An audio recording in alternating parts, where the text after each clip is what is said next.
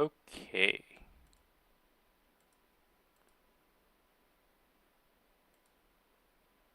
Alright, we will try again. Hopefully the audio is captured this time. We're going to take a look at the new units and building in the new DLC.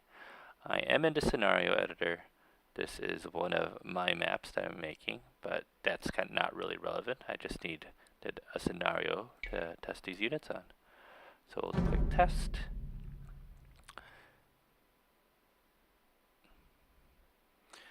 And so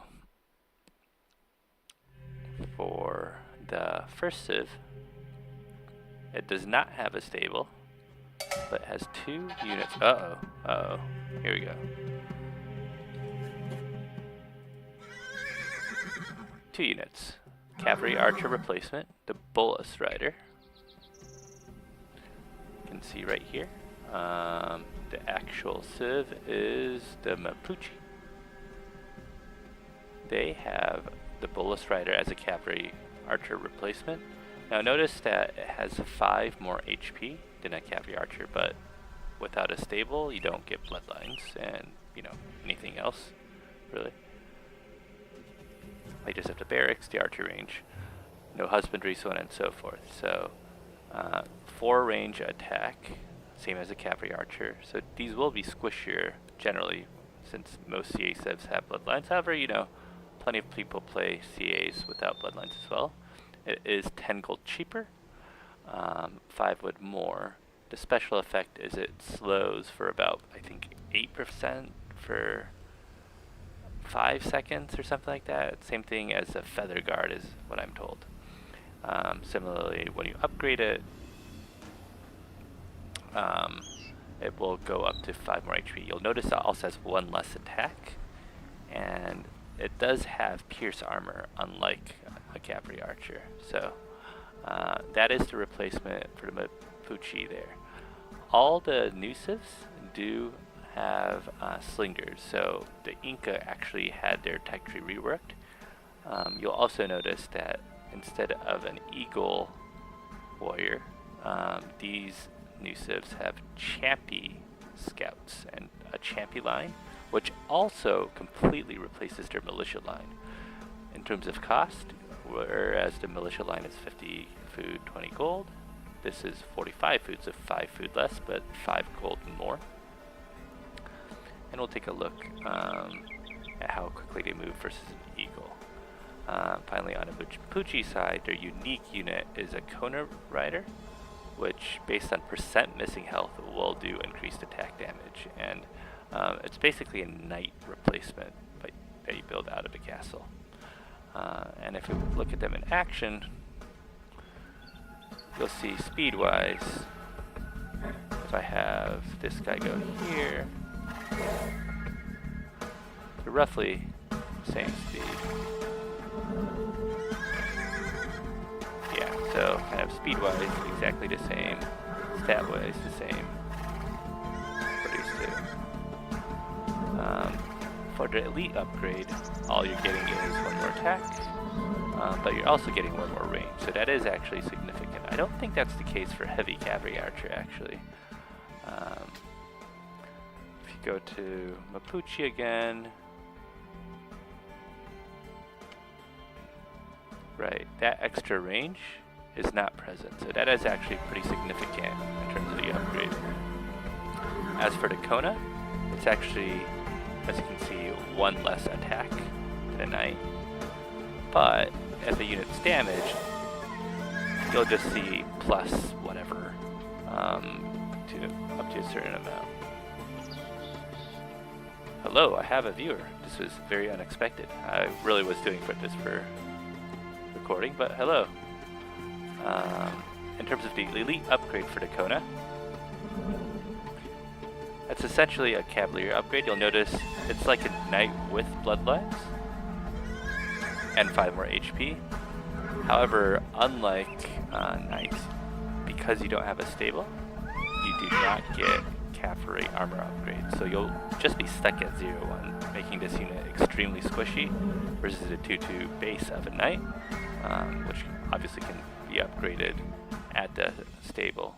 itself, or the blacksmith itself, with all these armor upgrades. So that's one thing to be mindful of if you're trying to build this. For the elite mode, it's getting 5 base pierce armor, right? So that makes up for a lack of upgrades a bit. So that's a significant boost from 3 to 5, but still, without other blacksmith upgrades, you're kind of falling behind. In terms of the Mapuche blacksmith in general, one other thing to note though is the elite Bola rider gets that extra range, you're going to need it because you actually miss bracer, right? So that makes it still somewhat competitive, so it's not as if they're outranging normal CA by any means. You just need that to be made up for. And you do have full melee attack.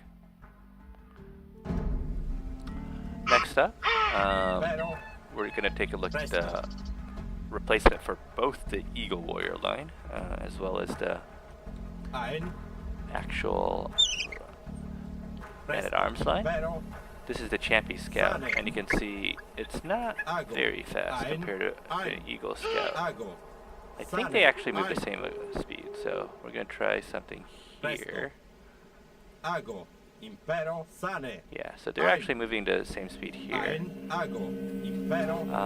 So in the Dark Age you have a Champion Scout. Notice that it actually has a lot less HP at 35 versus 50 for the Eagle Scout, even though they do the same amount of melee damage.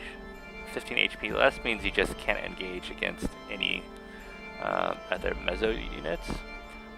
In Dark Age, of course, 45 HP Scout will, only have 3 damage, so maybe you could trade. However, this is a squishy guy really used for scouting, and if you look at the Fog of War, it's similar to that of the Eagle Scout itself.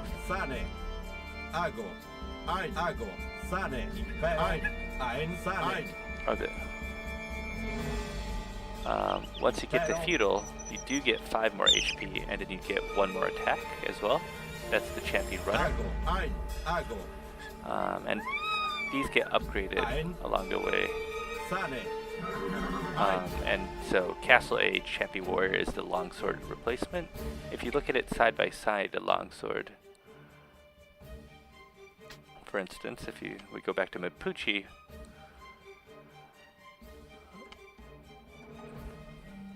it's essentially you get a little bit less HP, 5 less HP, 5 less HP, 5 less HP, all the way down.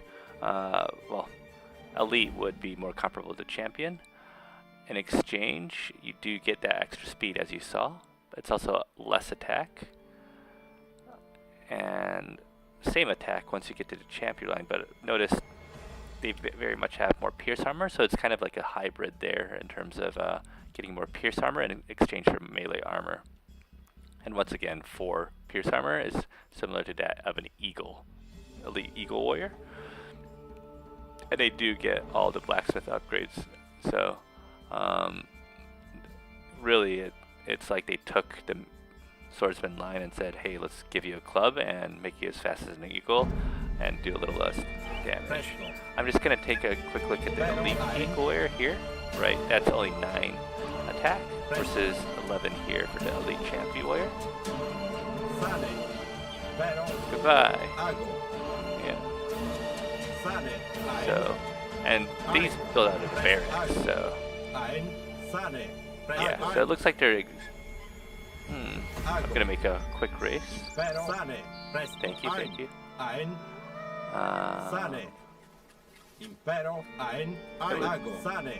I'd have to check the editor, but it looks like the Eagle might be a little bit faster. Elite Eagle, that is. If I put the move command again, yeah, you can see it's a little bit faster. So not quite as fast as the elite Eagle Warrior, but definitely faster than a normal swordsman line unit. So what you may lose in a bit of HP and attack, you do make up for in speed, as well as a lot more pierce armor, so, you know, definitely useful for piercing. Alright, so the Champion Warrior again, actually just to show you one thing, the Inca, as I mentioned, are getting reworked as well. Even if you don't buy the DLC, you will have a taste of them with them also losing the militia line, getting their Eagle Warriors removed, and a Champy line there. Similarly, Inca will also have the settlement, so that's a mechanic, you know, even people without the DLC can play with. Again, the settlement replaces all camps as well as, you know, lumber camp, and it does act like a TC. You can see they've actually modified the actual bonuses of Inca to houses and settlements provide +5. So settlement normally is 125. It's kind of like a camp, which costs 100 plus the house in terms of cost. So a full 125. The thing is, you only need one of these to build one of these to go up to the feudal age, at least in the current build. So you don't need two of these to go up to the feudal age. You don't need this and a barracks. Just one of these is sufficient to go up to the feudal age, which makes for some cool builds if you're able to, for instance, put this next to wood as well as gold. Maybe your berries are close enough to the gold, and all that. So net, this is actually a very strong unit, or a strong building. Depending on the civ, each type civ has a type of settlement with unique traits. Inca, it's the most straightforward. Since your houses provide more space, this also provides a little bit more space. For the Mapuche,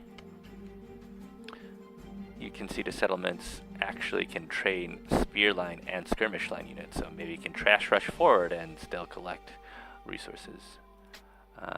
If you go down the line, the Muisca actually have settlements costing less and have a bit of healing range, very slow.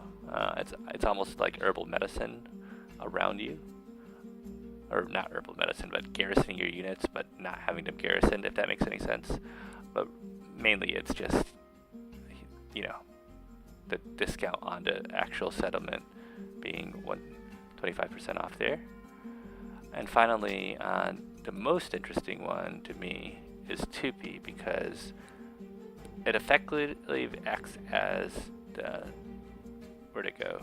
Settlements. Yeah, there we go. Villagers can garrison, so they act a bit like town centers with a little less garrison capacity. But since they collect every resource like town centers, it's a very cheap way to make your villagers quite safe. Provides that 5 population space. Only downside, I guess, is you can't actually build new villagers out of here. So there is that. But yeah, that is the settlement building, and this is what it looks like in game, if you're Byzantine, I guess. Alright, and moving on to just a few more unique units. The Guecha Warrior here is from, I actually forget which of these two, but I believe it's the Mapuche? Kona, no. The other M dude. Muisca. Probably butchering the pronunciation. There we go. They're more infantry focused. Funny enough, even though they're infantry focused for the unique units, they're missing blast furnace. So they have temple guards, which are almost like Teutonic knights that you can build out of the barracks. You can see very high HP, high attack, not much pierce armor. Similarly, the elite upgrade gets you even more attack. Okay, that's not accurate. A Teutonic Knight in terms of just HP, I guess is what it reminds me of, but it doesn't not actually have that much armor, just in terms of beefiness. And it has this weird effect where if you remain in combat, it'll attack faster and faster. Unique unit here is the Guecha Warrior, which actually is a skirmisher. But not in the sense of skirmisher. here's what I mean. Actual skirmisher, trash unit, 3 damage, base damage, 5 range. These guys only get 3 range, so pretty short range, but they get 6 base attack, right? Similar to here, 8 base attack for the elite witches, so that actually is more base attack than a crossbow or an arbalist, so it packs quite a punch. Very short range, however, and quite expensive. Call it 50-60. It does also have a decent pierce armor at 3, and you'll notice one of the bonuses here are Chample Warriors, which is the swords line and crossbow line, do get extra melee armor, but that does not apply to your unique infantry units. Yeah, I guess this is actually a ranged unit, but I'll show you here how that compares. The Gwitcha warrior here, in terms of speed, is actually pretty fast versus, let's say, even the Cab Archer.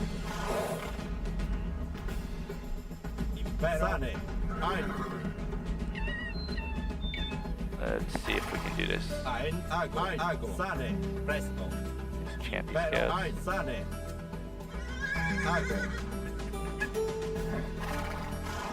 Okay, so definitely not Cab Archer speed. Let's see if I have an actual unit I can test this out.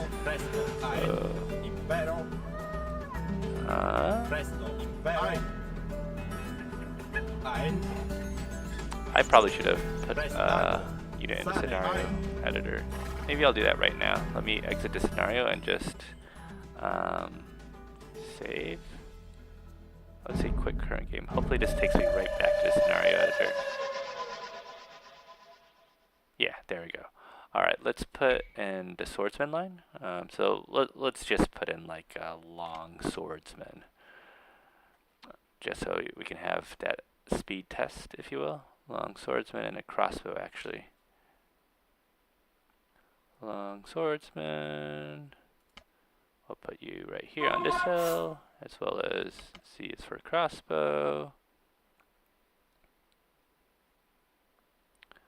Where'd it go? Crossbow, crossbow. There you go. So now we can test the scenario again.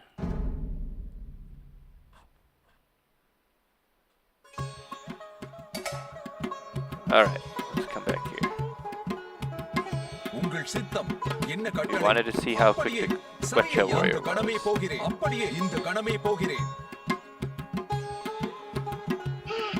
I am now Dravidian, but okay. Obviously the audio would be quite different if you actually go there. These are grouped together.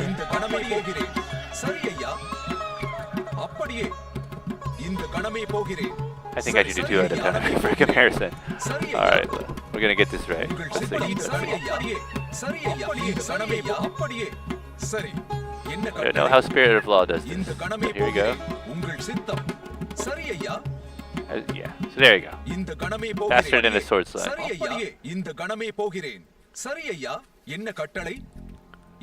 would estimate that 1.1 speed.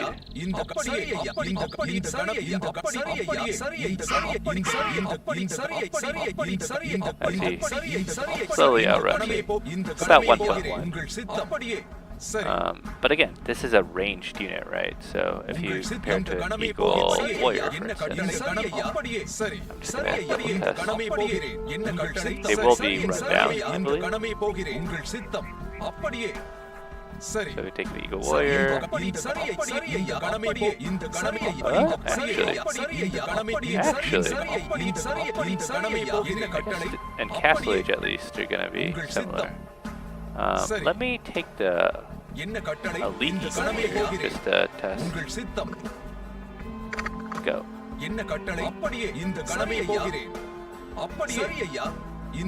Yeah, so Elite Eagle Warrior looks like it is a little bit faster, but that's not bad, right, in terms of speed against infantry for an infantry unit. And mind you, the key here is it is range, so it is doing range damage. It has, as you can see, in terms of the attack bonuses, an additional. It is anti-archer, so against archery class units like here, the crossbowman, right? It has archer armor.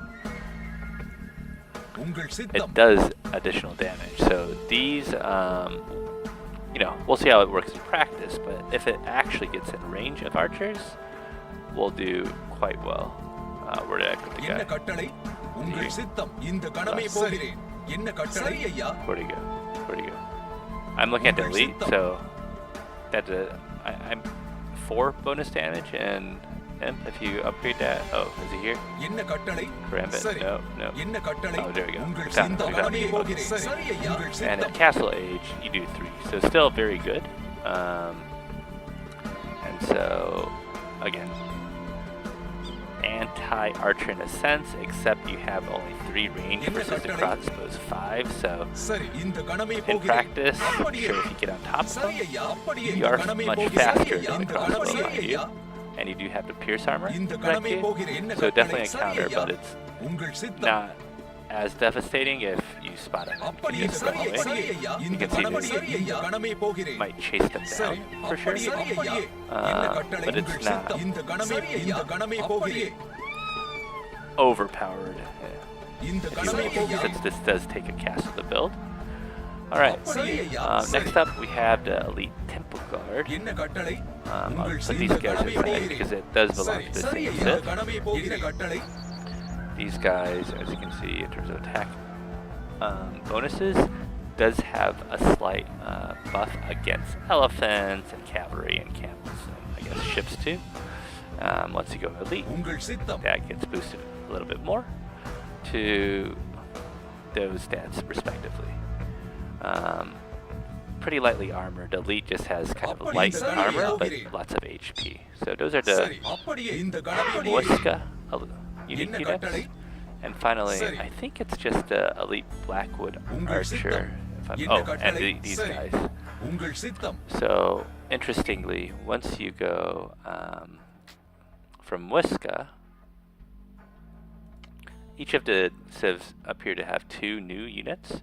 So, Muska, Gwecha Warrior, and Temple Guard. One is coming from the barracks as a unique unit, nothing required, and then one is coming from a castle.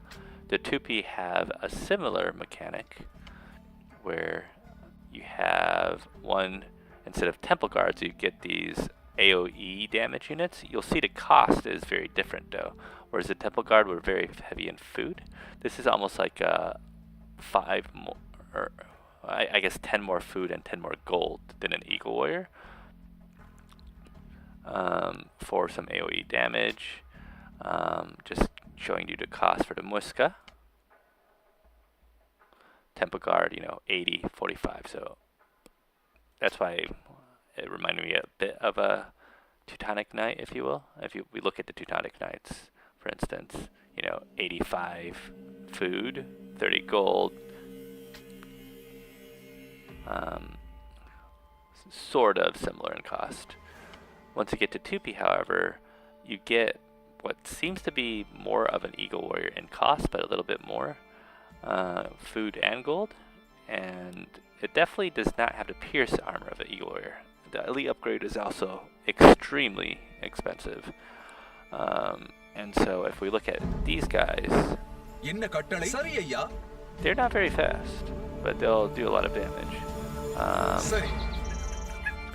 In terms of bonuses, you'll see they have extra damage to shock infantry.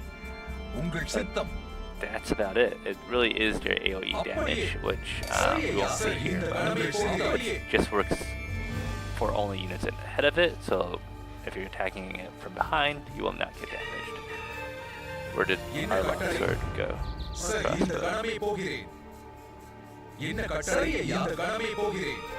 Butcher Warrior, you can see these guys are much faster, or much slower than this. I believe they're just the normal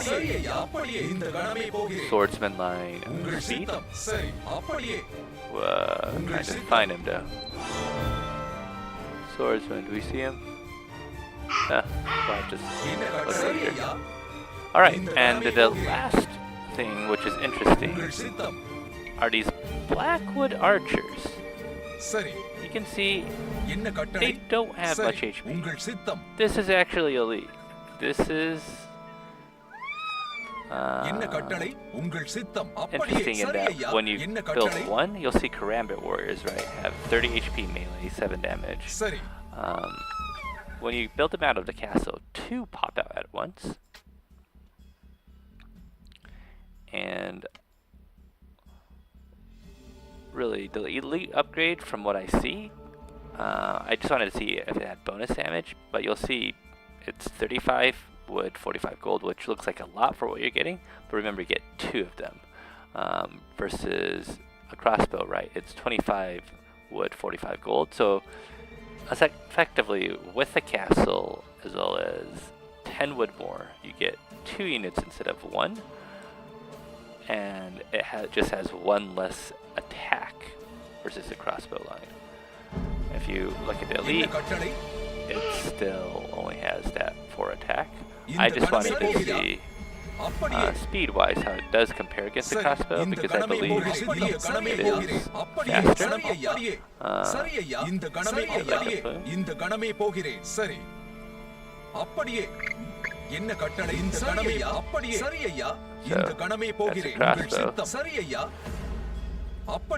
You can see it's slightly faster than crossbow, but not that much faster. Oh. But this is a good demonstration of,